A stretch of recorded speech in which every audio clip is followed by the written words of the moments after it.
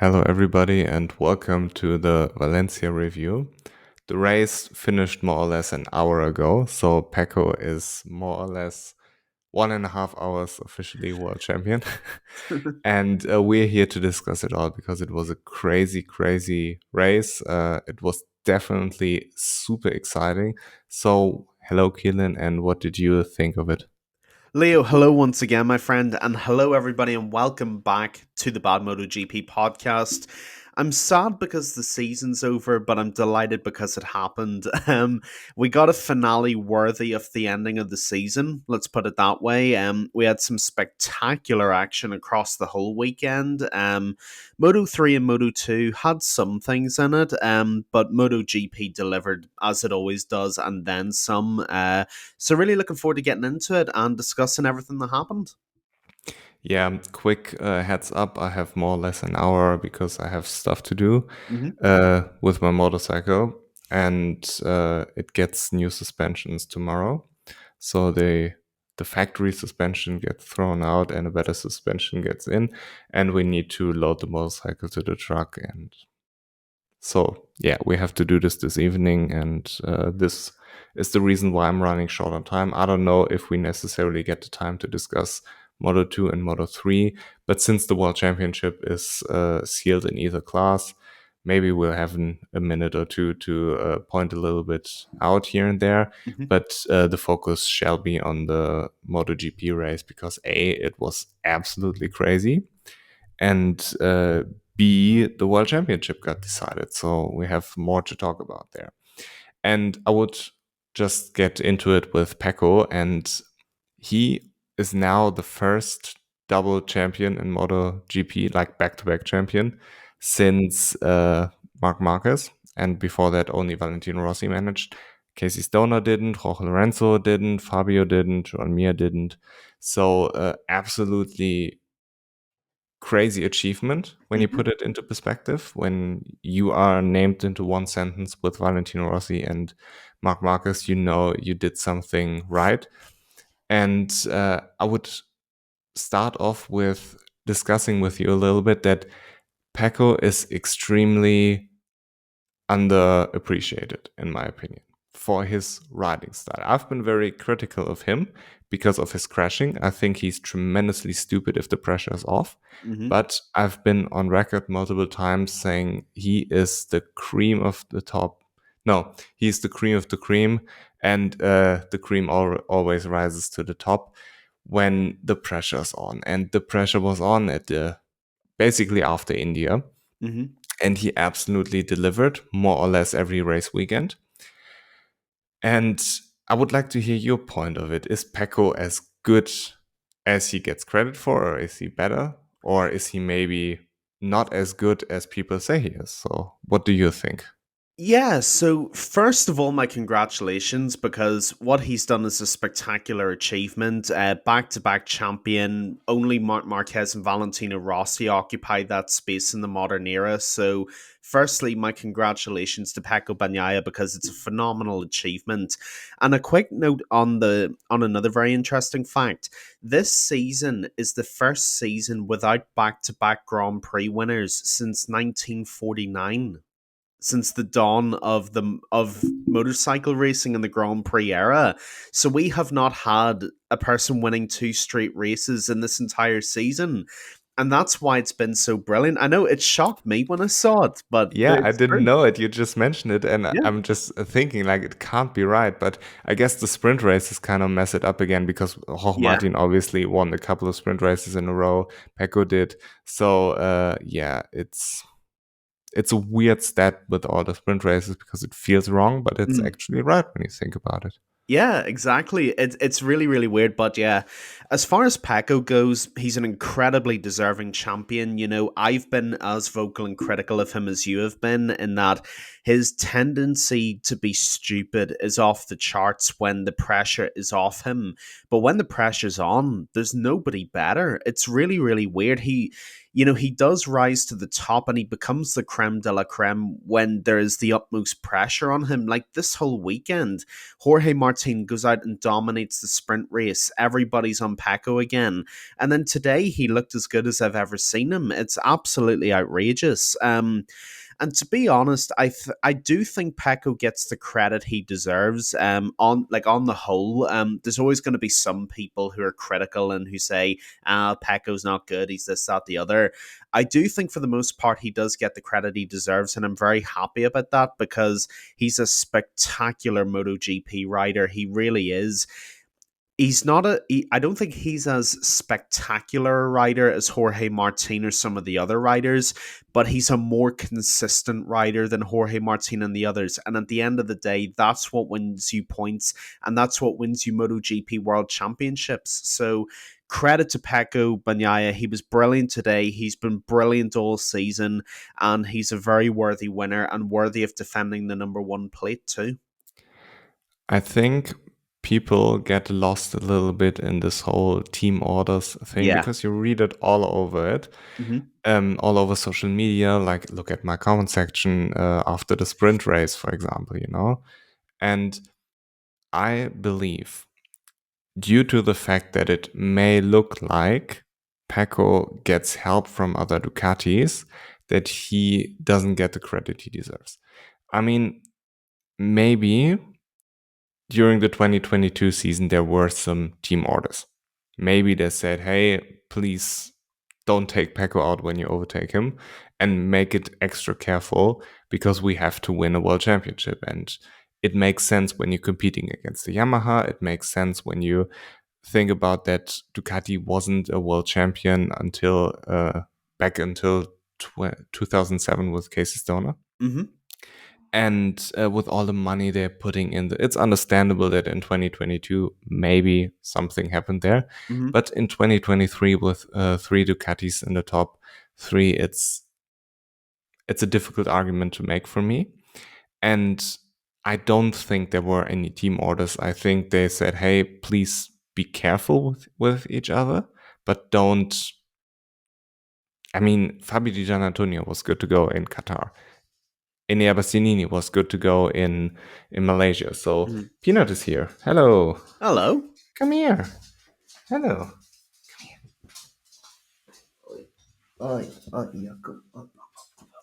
Oi, hallo. It's only fitting that Peanut returns for the finale of the season. We had to do it. We had to do it, ladies and gentlemen.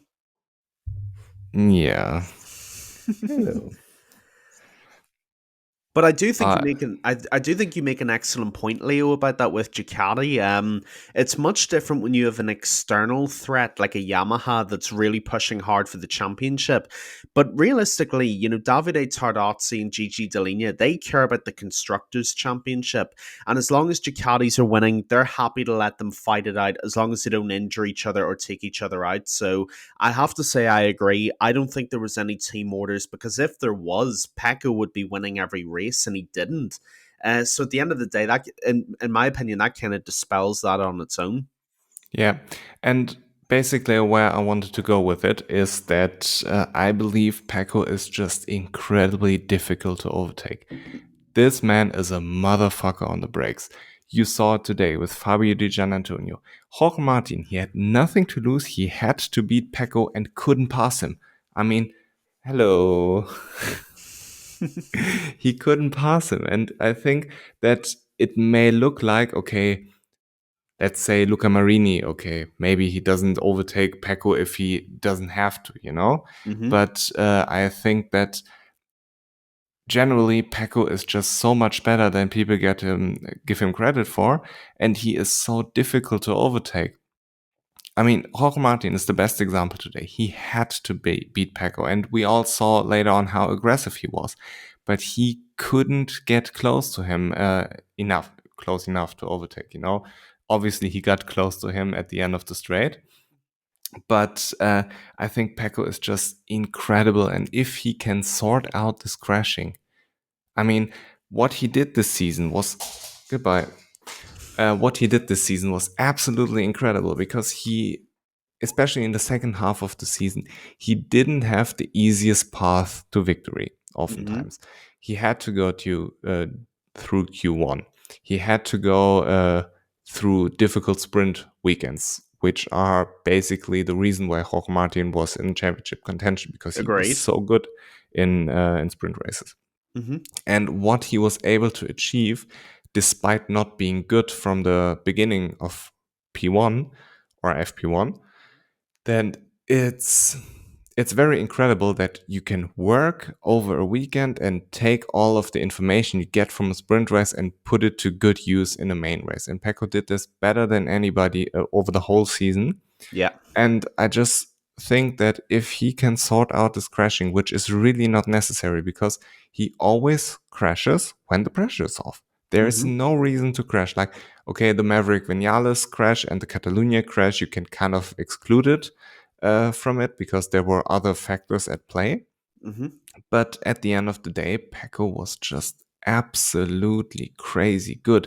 And his two crashes in Argentina, America, and then the last one in India. That was so unnecessary because the pressure was off. If he can fix this, there's good night for everybody because nobody beats him. I mean, on a Sunday, Jorge Martin hasn't been particularly good. I don't want to beat on this man while he's down, Hmm. but there's a reason why this championship went to Pecco, and most of the points get awarded on a Sunday. And he was simply the best rider this season. He was so incredibly good. And when this man is in front, you cannot overtake him. It's crazy. No, you're absolutely spot on. I completely agree with what you've said. In terms of today, like you said about Pecco being a motherfucker on the brakes, which I completely agree with. You saw in the final turn heading onto the back straight to the finish line, Pecco taking a wider line. And everybody was saying, Pecco's having trouble with the line. I don't think he was having trouble with the line. I think he was intentionally taking the line wide so he could outbreak everybody else and get that Ducati fired onto the straight. And to make this kind of adjustment during the race is unbelievable. It shows a real sign of intelligence, and it shows a world champion mentality as well, to be able to adjust and to make your opponents take a different line and struggle to work out what you're doing. Pecco's a really, really smart rider. And like you said, the only person on his day who can beat Pecco is really Pecco. When he crashes on his own, if he cuts out those crashes, he could theoretically go undefeated in a season because he is that good.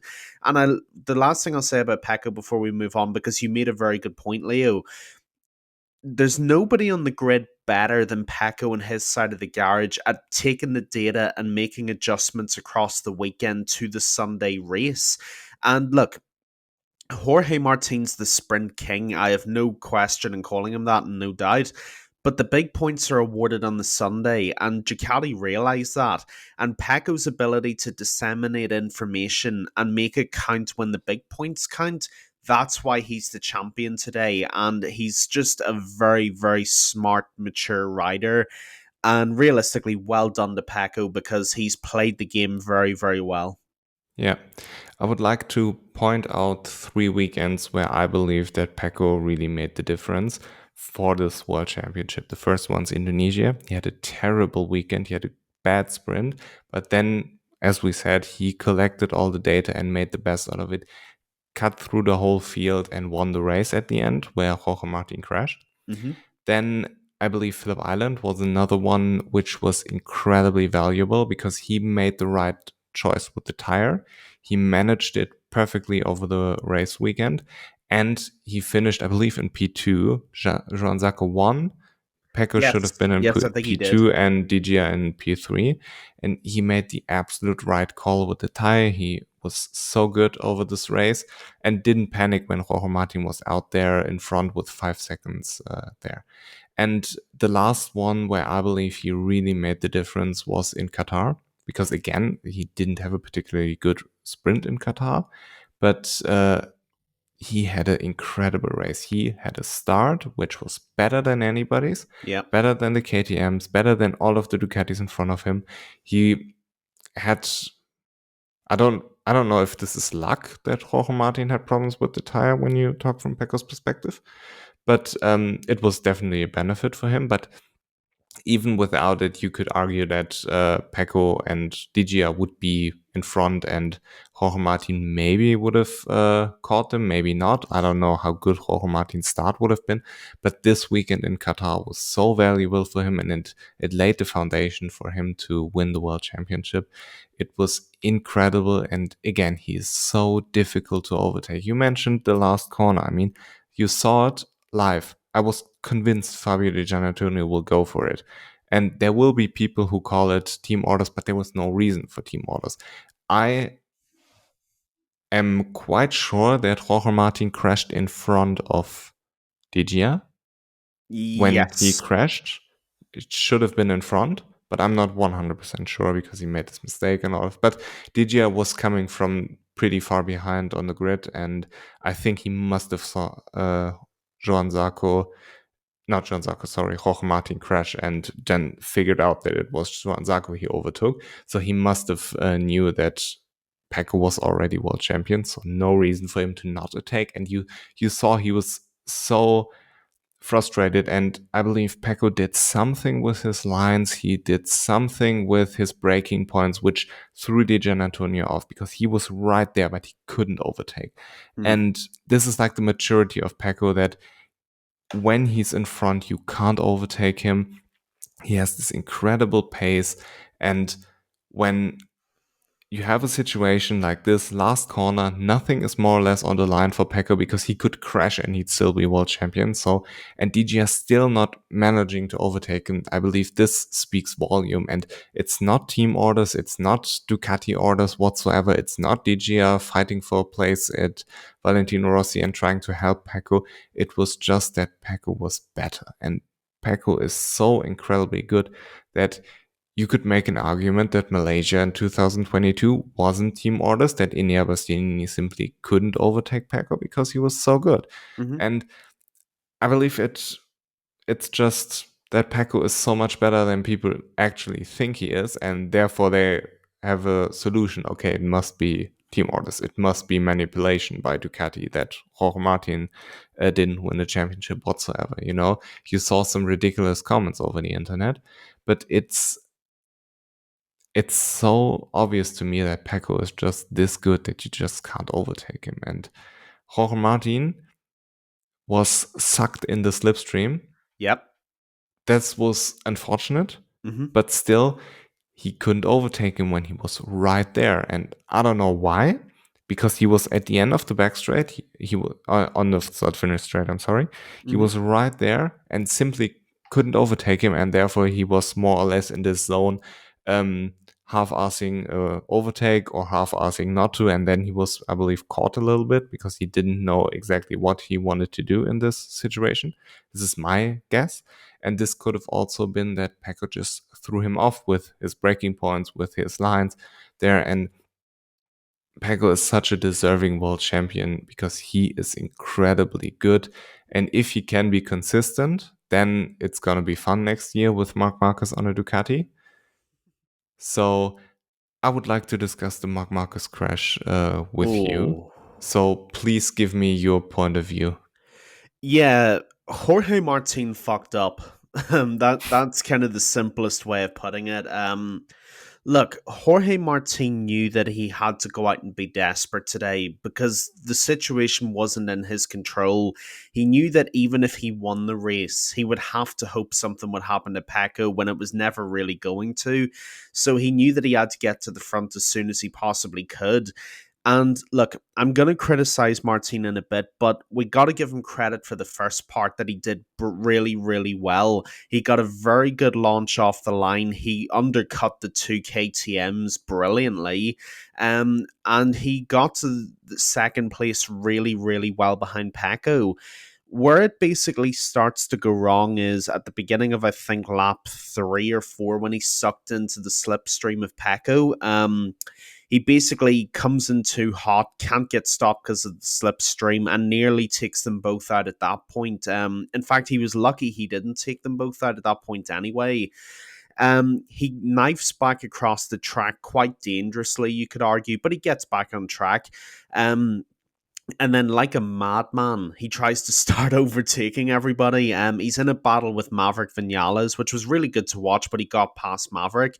And then going into was it turn 5 or turn 6 near the first right hander? He It was turn basically 4. turn 4, that's it. So he goes into turn 4, just completely overcooks it, can't get stopped, hits the rear tire of Marc Marquez, and he sends Mark into the stratosphere, or the atmosphere, sorry, and he just can't get stopped at that point. He just. I don't even know if Marc Marquez still come down from the sky yet. He launched him that high, but look, it was stupid, it was reckless, and it was dumb when he crashed. But you almost can't blame Jorge Martin, because he went out and he did what he knew he had to do. He just got the execution all wrong, unfortunately. But he's had a phenomenal year. He's had a brilliant campaign. He's taken it to Pecco to the final day. And look, you can argue without the sprint races, he wouldn't be anywhere near. And I'd probably agree, but he's made the most of what he's had and he's given it one hell of a go. So Jorge Martin's had a brilliant year and he's a deserving runner up. I think the Marc Marquez Jorge Martin crash was a result of both riders totally over the limit. Mm. And the thing is, Mark is on such a slow bike that he has to take enormous risks. And we saw it go wrong multiple times this season. Mm-hmm. And like for the first time, basically, we saw somebody on a Ducati in the same situation, not because the Ducati was bad, but because he had to go for it. And Martin is 100% at fault. He fucked up there, but he had to do it. I mean, there was no scenario where playing it safe would work out for him. Yeah. Nothing. I mean, Pecco was in front. I still believe that if Jorge Martin didn't crash, Pecco wouldn't have let those two KTMs overtake him. Mm. Because why? So, and I think that Jorge knew, okay, I have to overtake. Mark is taking phenomenal risks, and we all know that Mark makes up his time on the brakes. Therefore, he was also in a situation where he like had to close the door on him, because why should he let Martin pass if he's on the edge? And then Martin had nowhere to go because Mark closed the door on him, rightfully so. Mm-hmm. But then he just get launched into the stratosphere, and he landed very, very badly on his neck. Yeah, he It did. looked very bad at first. It's now, after seeing the replays, how he walked off there and him being in the box, I think that he had once again a lucky escape. Yeah. But I would like to point something out which drove me nuts. There was this situation. Jorge Martin overtook Maverick Vinales 2 or 3 times, Mm-hmm. and Maverick cut back on him. And you had a situation where Mark was attacking Joan Zarco, and Jorge Martin slipped through on Maverick, and then the broadcast cuts off to Pecco and Brad Binder in That's front, right, yeah. where nothing happened. And I don't know what the fuck you're doing at Dorna. I'm honestly, while this was happening, the crash didn't happen. I thought, get back, because I thought, okay, now something will happen, like an overtake. I didn't anticipate a crash like this, but I thought to myself, why would you change to Pecco at the lead of the race when nothing is happening at the moment? And turn 4 is notorious for overtakes. We saw it in Moto 2, we saw it in Moto 3, we saw it with some MotoGP riders. And to then change to Pecco is almost criminal. Whoever is making the decisions at the broadcast needs to get fired. They need a totally different system. I have the solution, as always. I would delay the broadcast like 15 to 30 seconds, whatever, how long you need to work out where something is happening. And then when you see, okay, there's a crash, then you put the TV broadcast to this camera where the crash is on. And you could The same with the Brad Binder situation. They were showing replays of the replays, and 1 minute later, even the commentators didn't know that Binder was off, and they realized, okay, Jack Miller's leading the race. What the fuck? I mean, it could be so simple. I believe the NFL is doing this with their broadcast as well. They are delaying it 30 seconds for different reasons, because in the USA, when certain things are said on TV, like you can't say fuck, or certain things are displayed, then They have you a chance to can't. correct it. Yeah, they have a chance to correct it, and you can't show those things on TV. This is the reason why the NFL does it, and I would presume the NBA does the same or something. Mm-hmm. But I would do the same in motorcycle racing. To us people at home, it's no difference, and to the people on track, yeah, then the broadcast is a little bit delayed. Get over it.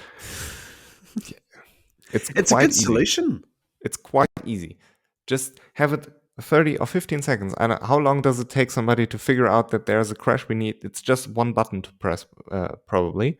And it should be done in 15 seconds, or at worst in 30 seconds. But nothing too crazy. And then you can have a race where, for example, you know nothing is happening at the front. Let's show the people fighting in P15. But then if something is happening at the front, you can always cut back and show the fans what they want to see, which is action, and not those stupid replays. You know, you want to see this stuff live. Of course, you can do replays, but in a perfect world, you don't miss anything that happens on track when you do your replays. So the broadcast was extraordinarily bad today. Yep. And I think it's a simple solution. I don't know why anybody hasn't come up with this at Dorna, but at the end of the day, it's Dorna, so I'm not surprised. So yeah, I just quickly wanted to point this one out. And I really hope Marc is not injured, because it looked bad. You know, always those crashes where he lands on the head. I always get fear that he get concussed again and has this double vision again, and maybe he misses the test on Tuesday, which wouldn't be good for him. So yeah, I think that it was just an unlucky situation, and Jorge Martin just had to go for it. And Marc Marquez, for once, was in the receiving end of an ambitious move, which probably wasn't necessary. But You know, sorry, to interrupt. You know what the fun? I know this isn't funny because it was a really bad crash, and I am glad Mark's all right. it's kind of Shout out, funny, I guess, what you're yeah. gonna say. Shout out to Jacob from Now Moto News for this, because he just put it on his story a little while ago. He put a post up on Facebook about the crash, and obviously that had happened. You know, Marc Marquez, Jorge Martin, and all the middle-aged white people were saying, "Fucking Marc Marquez, I knew he would do it again," and they didn't realize he was on the receiving end. And I was like, "Oh my god, oh you idiots!" And they automatically assumed it was him that did it, but it was weird seeing him on the receiving end. But I am glad he got up and he walked away, because those are dangerous landings for sure. And yeah, as far as the broadcasting goes, clearly it was the safety chimps in charge of the cameras this weekend. They forgot to hit the button, but yeah, I think it's a very good solution, and I think it makes a lot of sense. You know, have a 15-30 second delay. That way, if there's something that needs to be replayed, you know you can. If there's an incident that needs to be shown to the people, you can show it to the people. If there's a crash that's so dangerous it shouldn't be shown, you know not to show it. So for me, it makes a ton of sense. Also, I would like to talk to you about KTM, because they took a shit. All four KTMs fucked up in different ways. Oh wow. I mean, Brad Binder took a long lap without even getting penalized. Then Jack Miller went into full Jake Dixon mode and crashed in the lead. And Augusto Fernandez and Paul Espargaro crashed as well. Paul was smart enough to pick up the bike, because everybody crashed and he still got 2 points.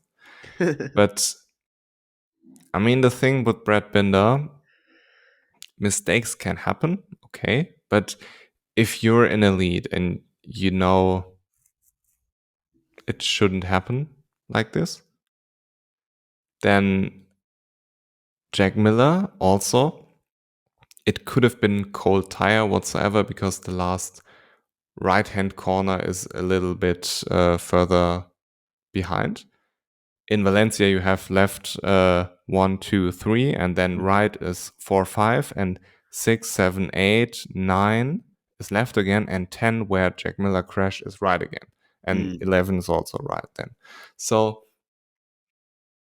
it's a little bit of a stupid mistake for both riders because I believe it was both cold tire, like cold side of the tire.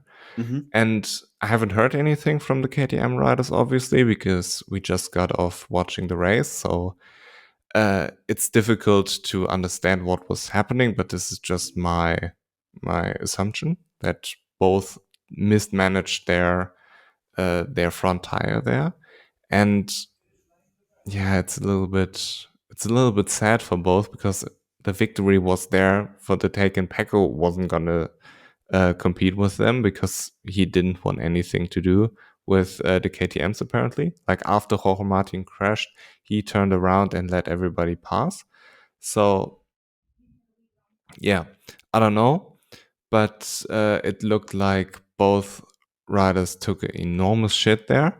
But it brings back an argument which I've heard a couple of times somewhere, which is, do we really need to go to Valencia in November? Like, I was there 2 years ago and it wasn't warm, but it wasn't cold as well, you know? So when you are in the sun and everything is nice, then you can stand there with a t-shirt, or in the morning it's quite cold and you have like a hoodie on, but it's okay. But when you go on a motorcycle, it changes a lot because due to the speed, everything cools down a lot. Like when you go outside and it's 20 degrees, it might be warm, but all of a sudden, when you're on a bicycle and go 40 kilometers an hour down the hill, then it's not as warm as it was before. Maybe not a problem, but there is a point where it becomes a problem, you know? Mm. And I don't necessarily know if this would be a good idea to shorten the season because nobody actually wants 21 races. And do we really need 4 races in Spain? And do we really need to go until the end of November? I think it would be great to start the season like in Phillip Island in January or February, basically like World Superbike's doing it, Mhm. and cut out some races you don't need and maybe make the calendar a little bit more efficient. But once again, we're talking about Dorna. I believe next year we will have 22 races, right? Because they put Aragon back in the calendar and Kazakhstan. Yes, that's So right. yeah, it's going to be even crazier. And yeah, I don't know what to say. But yeah, maybe All I'll say for next season is if Borat isn't the mascot for Kazakhstan, I'm gonna be very disappointed. hopefully there will be. I don't know if they even have the grandstands because last time I checked they didn't have the grandstands, but if they have, they need some people with the Borat outfits in the stands. Yeah, absolutely. And look, I think this is another very interesting discussion that I'm sure we'll talk about a lot more in the off season too. The calendar's a mess. It really is, and it has been for a while now. You know, Valencia is a tough enough track on its own because, like you said, you've basically got 30-40% of the track that's left-handed until turn four, by which point that side of the tire's completely cold, then right left again. And that's tough enough in good conditions, but to be there in November in the middle of winter, it's a real nightmare, you know, for the riders. And that makes a tough track even more difficult to navigate when you're not even sure if that side of the tire's hot or not. So it's something we've talked about a lot already, I know, over the episodes and so on, but Dorna really need to try and streamline the calendar and have, you know, these kind of races in warmer conditions and have warmer races maybe in slightly colder conditions because riders are facing the extremes of the weather. You know, you've got like India and Malaysia where riders are passing out, and then you've got Valencia where tires are cold. So it is an issue, and it's something I would like to see addressed. Yeah, I mean, look at Phillip Island. Everybody was almost freezing to death. Yeah. And with that being said, I still believe that a rider like Brad Binder or like Jack Miller, who aspire championship contenders, they should know better than this, and they shouldn't crash out in the lead, you know? Mm. And I mean, if Pecco doesn't crash out, then it says a lot. Or if Marc doesn't crash out on his own, that says a lot as well. Yeah, So, true. yeah, I don't know. By the way, I don't know the Bezecchi Marc situation. I haven't seen anything on the broadcast. I don't know if there's a replay or something. Well, all I saw was Bazaki crashes, then the world feed notification that it's being reviewed, and then they said no further Yeah, action taken. yeah, So I've I can seen the only same. assume it was a racing incident. Maybe Mark passes Bazaki and there's contact on the way down. That's all I can guess. But like you, I haven't seen anything. It certainly wasn't a Javier Tigas situation. Oh boy. Yeah, no, but going back to KTM, I think both riders made a stupid mistake. They should know better, and it's just a KTM thing, you know? I don't know why, but for some reason this brand can't get it together. Like KTM you things. you you can figure it out for 1 or 2 races, but then they are bad again. Like at the beginning of the season, they looked so good, and in the middle of the season, they were nowhere. And now Brad Binder and Jack Miller were good in Valencia. Binder was good in Thailand, but still, Brad should have won today. I mean, he was not even 3 seconds off the race winner. And when he was in the situation where he took the long lap, it looked like he lost at least 5 seconds. So Hmm. he really should have won today. And I think he will be extremely disappointed in him for his mistake. Jack Miller should be extremely disappointed in him for his mistake. And I really hope that next season KTM gets it together, A, for Pedro's sake, and B, it's super entertaining when you have different manufacturers competing for race victories. You saw it over the last couple of races when there was a different manufacturer, if it was an Aprilia or KTM or even Yamaha or Honda, it doesn't matter because they treat the Ducatis differently, you know? Yeah, they do. And like you said, it's a very good point because we've obviously talked about this at various points throughout the season. KTM's issues with consistency are unbelievable. You know, for a couple of races, they'll dominate the whole weekend and have a 1-2 at the front of the grid. And then for most of the season, they'll be completely nowhere. It's such a strange phenomena that they can't get it together on a consistent basis. It's really strange. Okay, yes, Ducati is 8 bikes. I know that and I appreciate that.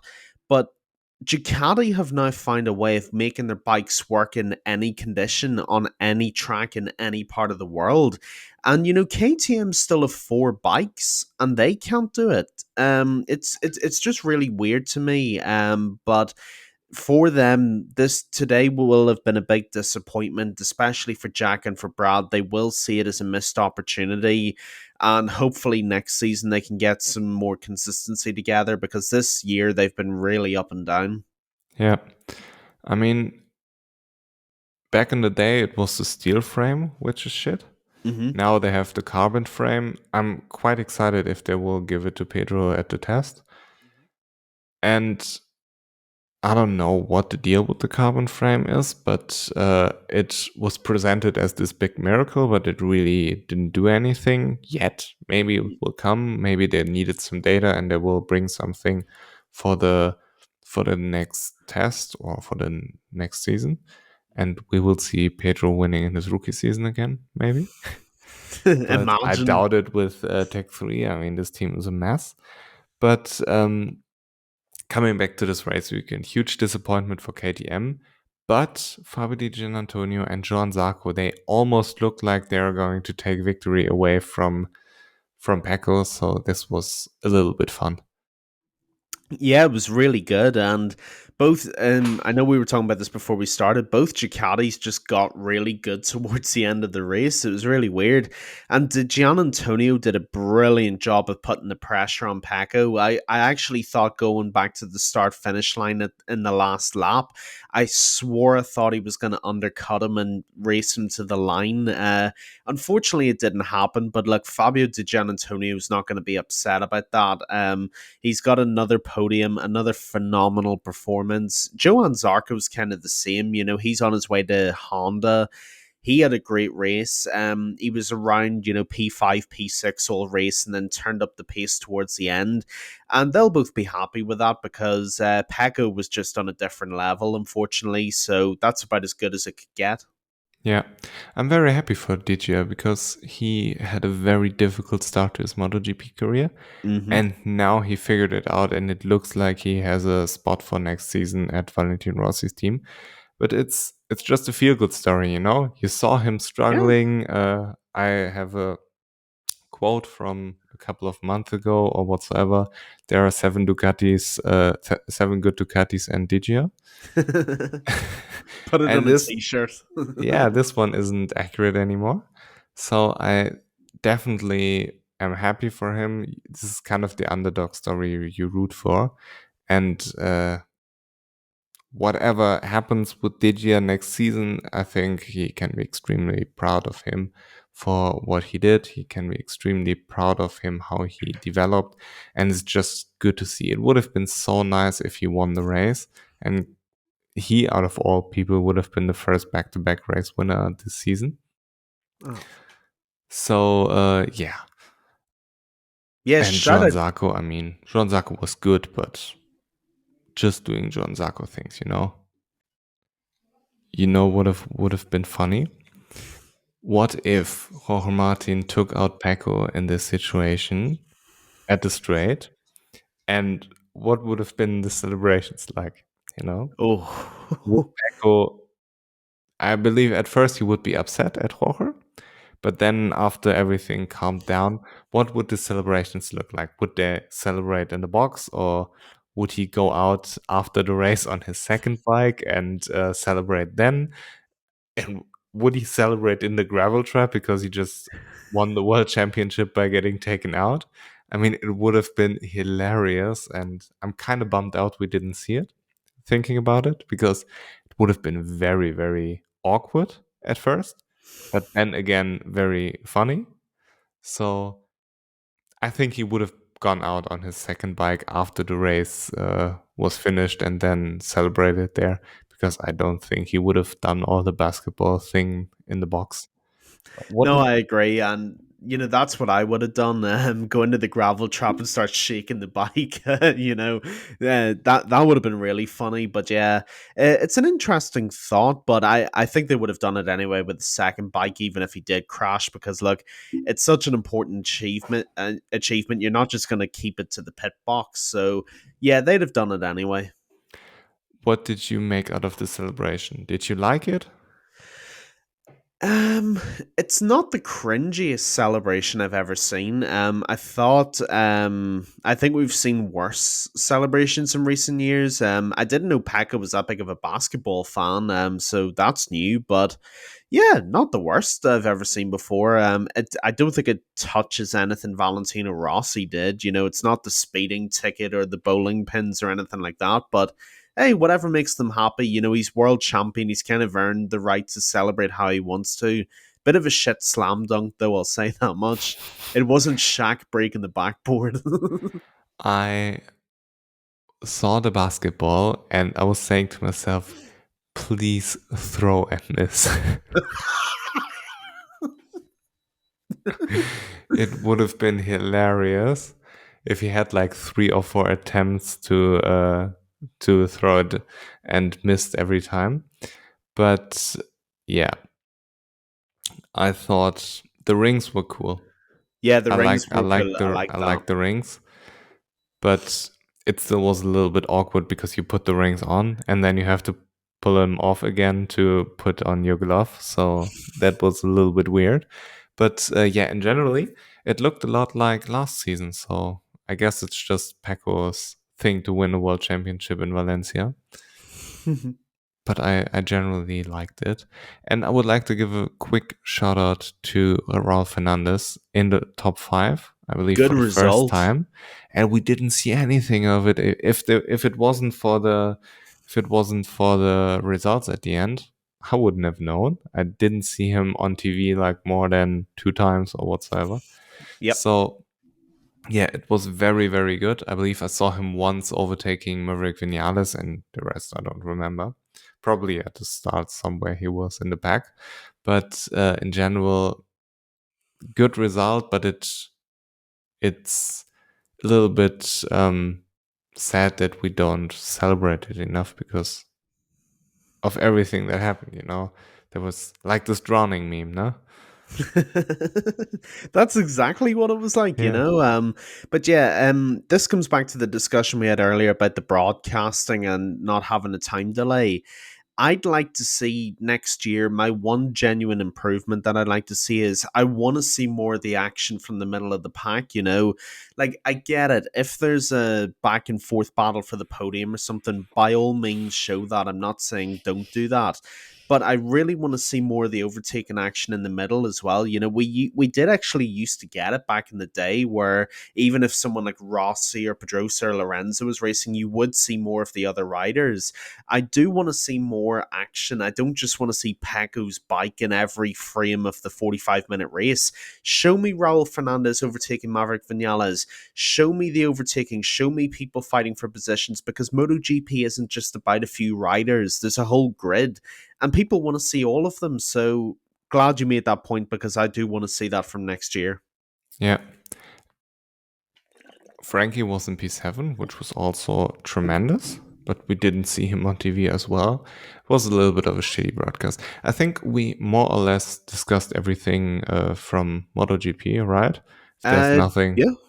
if there's nothing left from your side, I would like to talk a little bit about Moto2. Mm-hmm. And oh, I remember there's one thing I would like to discuss with MotoGP. Brad Binder overtook Alex Marquez very, very Oh, rough. yes. Yes, he did. And then he got a penalty, this drop one position penalty. First of all, do you agree with the penalty? Yes, I do actually. The reason I agree with it is because Alex Marquez had the line, he was doing his thing, and then Brad Binder, to be fair, absolutely yeeted him out of the racing line. So yes, for once I can actually say I agree with the penalty they gave because he wouldn't have gotten the position otherwise, and yes, it was the right decision. I agree with it for a different reason because Okay. Brad Binder's overtake made Alex Marquez lose two positions. So he lost obviously the position to Brad Binder, but Mm-hmm. also to Fabio Di Giannantonio, who was behind. Mm-hmm. So I believe that it was only right that Brad Binder had to give one position back because Alex Marquez lost more than one position due to the overtake. So it was fair. Yeah. What I didn't like is that he was able to overtake Maverick Vinales, let him back through, and then overtake him again. Because it's kind of, I don't know how the rules are phrased, but I don't think it fits the purpose of the penalty. That's true, yeah. It's a bit of a meaningless penalty if he can just overtake him straight Mm. away again. Yeah. And, but at the end of the day, he had to serve his long lap, so I guess he I'm was still penalized laughing enough. about Yeah. that because I saw him doing it and I thought, Brad Binder hasn't got a long lap. What's he doing? Oh, see some of the things you see in this sport, man. Honestly, it was so funny. Yeah, but I got reminded of the Brad Binder overtake because I wanted to ask you about Alonso Lopez. And Alonso Lopez didn't get a penalty for his overtake on Pedro, and Pedro lost 5 positions or whatsoever. So, what do you make out of the consistency of the stewards there? Is it comparable, or do you think that it was fair game that Alonso overtook Pedro like this? I think the only consistency with penalties is that they're inconsistent. I actually think there's an argument you could make. All right, in this instance, they're similar, but in theory, you could argue that Alonso's overtakes more of a penalty than Brad's is on Alex. Yeah, it absolutely, at the very minimum, should have been a drop one position. I thought it could have been even a long lap. That is where my head was because, like you just said, Pedro lost 4 or 5 positions because of that overtake, and you can't do that. Right or wrong, yes or no, you can't go in and make a rider lose several positions just to overtake them. So, yes, in my opinion, Alonso Lopez should have been given at the minimum a drop position penalty, but it could have and should have been more than that. Yeah, and Alonso did it not only to Pedro, he did it to a couple other riders as well. So Hmm. I thought he was a little bit over the limit with his overtakes. But if the stewards don't penalize it, why shouldn't he do it? That's another point of view there. Hmm. And it makes me wonder, like, do you want to compare Moto 2 to MotoGP when it comes to penalties, or are they two different things? Like, but then if at the end of the day we still would have had to compare Moto 2 to Moto 3 and Moto 3 to MotoGP, and it would make a little bit of a mess. So I don't know. I'm generally interested. Do you think you can compare Moto 2 and MotoGP when there are similar overtakes like this, like the Brad Binder and Alonso Lopez overtakes? Or do you think it's two different things? Um, that's a very interesting question, actually, and I don't think it's one we've ever talked about, actually. I think MotoGP and Moto 2 are comparable just about because I know they're different bikes and they have different power and so on. I think if we were talking about MotoGP and Moto 3, that's incomparable because it's such a different bike and such a different championship. But MotoGP and Moto 2, I think the principles are able to be applied pretty equally. The bikes are powerful, the bikes are fast. If you're strong in the overtake in one, you are kind of strong in the overtake in the other.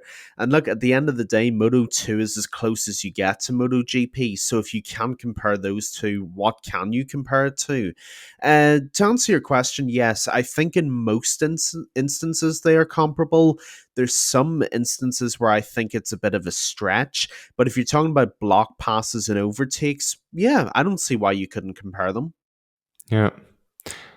And Fermin Aldiger was better than Mm, anybody, faster than anybody, so incredibly good. so good. Apparently, he will stay in Moto 2. And what I love about it, he signed a 3-year deal with Luca Boscoscuro and the Speed Up team. And remember all the different contracts that were broken over the past 2 years whatsoever. Like, even for him to go to MotoGP, it wouldn't be unusual. But he said, "You signed a contract, you stay here, motherfucker." And I totally appreciate it about him because he has the contract, he has the rights. And I think this is the message we need inside the motorcycle world, that contracts are valuable because usually they aren't worth the paper they're written on. Leo, I have our next meme. You know the meme of Kylian Mbappe running and his shirt getting pulled back? Yeah. Fermin Aldeguer, Luca Boscoscuro.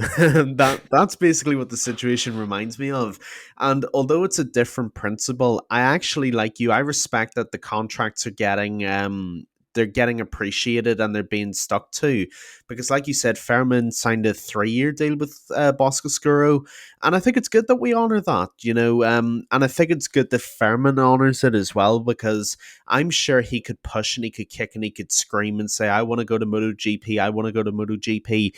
But in this instance, I think staying with Boscoscuro is actually a really good move. We talked about this last time about do we give the VR46 to Digia or to Fairman? Stay in Moto 2, potentially win the title next year. 2024 is there for you. This is a good move for Fairman Aldeguer, and it arguably leaves him in a better position. So I think it's the right move. And as for today, the last 4 weeks, he's been just better than everybody else. So credit to him. The kid's just great. I think it's a very, very dangerous strategy to stay in Moto 2 when you have a MotoGP offer. And I'm going to tell you a story, which maybe you've heard, maybe not. In 2019, in Moto 2, it was the first season where the Moto 2 bikes weren't powered by the 600cc Honda engine. They were Mm-hmm. powered by the 765 Triumph engine. Mm-hmm. And it obviously had a lot more torque, a lot more horsepower than the Honda engine. And for the first couple of races, Lorenzo Baldassari dominated everything. He crashed in Austin, but apart from this, I believe he won every race. And after Jerez, if I remember correctly, they changed the rear tire from a 190 to a 200 rear tire because they were afraid that the 190 rear tire wouldn't be safe for the bigger engines with more torque, with more horsepower, so they changed it. And basically, Lorenzo Baldassari's whole season and whole career fell apart in Moto2 because something with the rear tire, if it was balance, if it was feeling, I don't know, you have to ask him, but something wasn't right with Lorenzo Baldassari there. And it was because of Dunlop and the 200 rear tire. So that makes me think that next season we will get Pirelli in Moto2 and Dunlop will head the fuck out. And it makes me wonder if we get a new power balance inside of Moto2. Maybe somebody who hasn't been able to adapt to the Moto2 class as well as we might thought, like Izan Guevara, is able to totally exceed on those new tires. Maybe somebody who is just a midfield rider at the moment, let's say Samkia Chantra, is totally good. And maybe we have a rider like Fermin Aldeguer or Jake Dixon or Aaron Canet or whatsoever, who are top 5 riders in the Moto2 World Championship and don't get along with the tires. So it could have really been a big swing in the Moto2 power rankings if you pay attention to all of this. Mm-hmm. That it makes me wonder. Obviously, we don't know, and we will know after next season if this was a good move to stay in Moto2. I understand Luca Boscoscuro and his perspective. He has two of the best riders in the grid under contract, and he wants to win. He is there for himself, and he wants to advertise his chassis, which will be driven by the empty helmet squad with Ayogura and Sergio Garcia next season. This will be interesting. Very. And from his perspective, I totally understand it. I don't know what Fermin's opportunity in MotoGP would have looked like, preferably a good one with Ducati. But I don't know how close he was to sign with Honda. And also, I don't know how much say he had into staying with Moto2. Like, if Valentino Rossi could have put some money on the table and Luca Boscoscuro would have taken it. Maybe maybe there was a buyout clause, and maybe Fermin wanted to stay in Moto2. I don't know. But if I was Fermin, I would have taken a MotoGP opportunity if I could do it, which we don't know. But Mm-hmm. if hypothetically it was his decision too to stay in Moto2, then I don't know if this was a smart move, and I'm very excited to see how it plays out because it will be totally different with Dunlop tires and Pirelli tires because in Moto3 they will change too.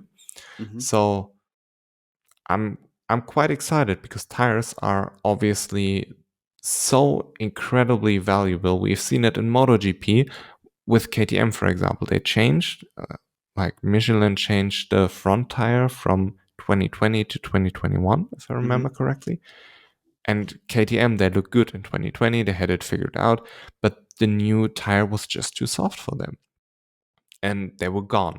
And therefore, I'm very, very excited. I'm very intrigued to find out how this tire situation with Pirelli will play out in Moto2 and Moto3. No, it's an excellent point, and I don't disagree with the word you've said.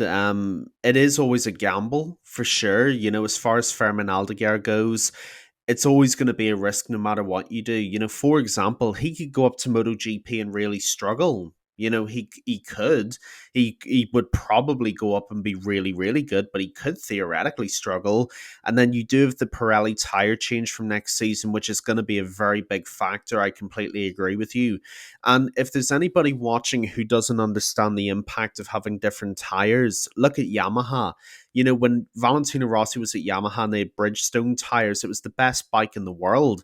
And then when they changed to Michelin tires, they couldn't get any rear grip. They're still struggling with that issue to this day.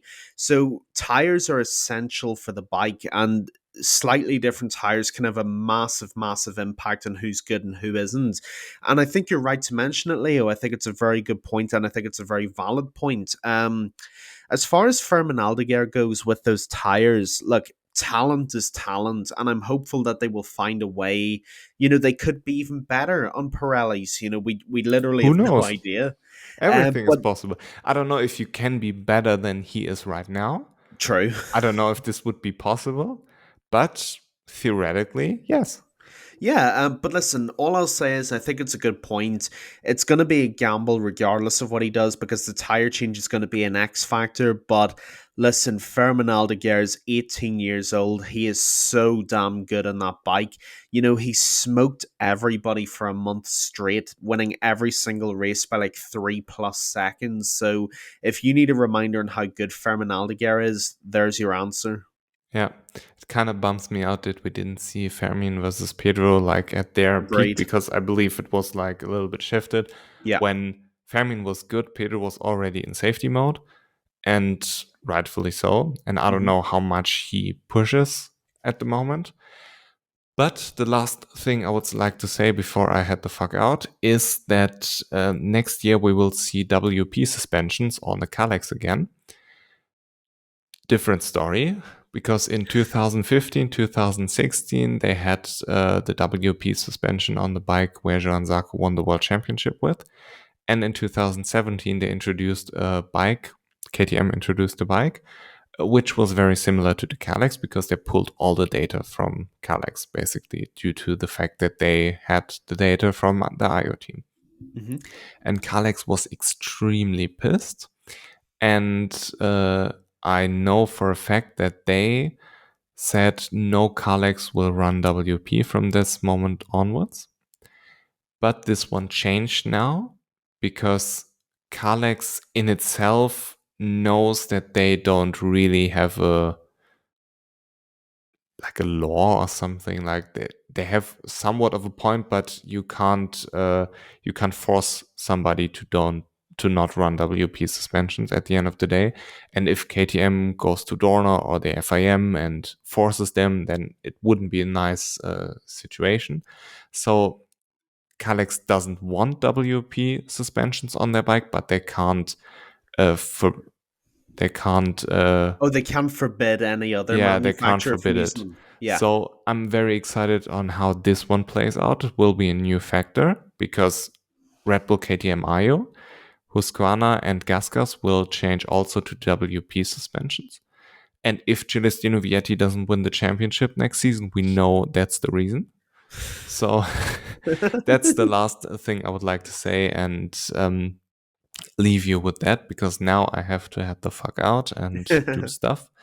So, Keelan, I would like to thank you for this amazing season. Thank you that you do this completely free and out of pure joy. And I really appreciate it. I appreciate everybody who watches this. And I'm very excited to see how next season goes.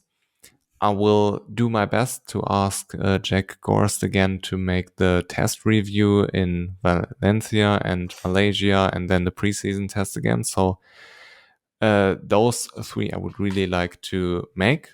And also, I don't know yet what is planned for the off season. We definitely have to review our preseason predictions and Yep. also make new preseason predictions at the Hmm. beginning of 2024.